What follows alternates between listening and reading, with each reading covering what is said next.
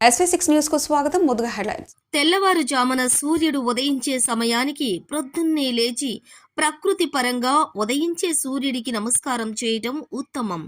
శుక్రవారం సూర్య జయంతి రోజు సూర్యుడికి ప్రొద్దున్నే లేచి నమస్కారం పెడితే చాలు, అంతా శుభమేనని అయ్యవార్లు తెలిపారు.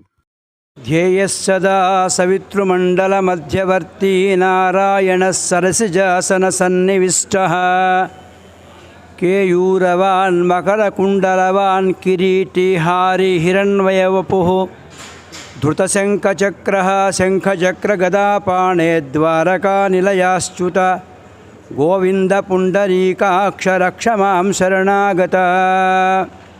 శ్రీమన్నారాయణ. ఈరోజు చాలా విశేషమైన రోజు, సూర్య జయంతి. మనమందరం ప్రతినిత్యము మనకు కనపడే ప్రత్యక్ష భగవానుడు సూర్యభగవానుడు. ప్రతినిత్యము సూర్యునికి అర్ఘ్యం ఇచ్చిన తర్వాత మన నిత్యకృత్యాలు ప్రారంభించుకోవాలి. అలా ప్రారంభించుకోవడం చాలా ప్రధానమని పెద్దలు చెప్తారు.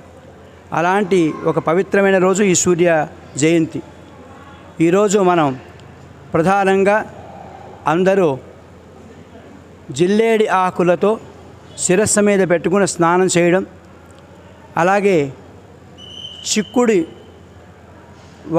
చిక్కుడు కాయలతో రథం చేసుకోవడం, అలాగే రేగుపళ్ళతో పైన నెత్తిమీద పెట్టుకుని స్నానం చేయడం, ఇలాంటి ప్రత్యేకమైనవి చెప్తారు.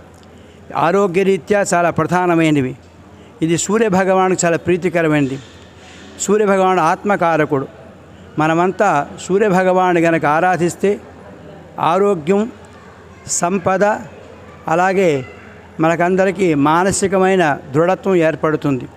అలాంటి సూర్యభగవాను సూర్య జయంతిని పురస్కరించుకుని మన అష్టలక్ష్మీ దేవాలయంలో ఉదయం 9:30-10 గంటలకి సూర్యప్రభ వాహన సేవా కార్యక్రమాన్ని నిర్వహిస్తున్నారు.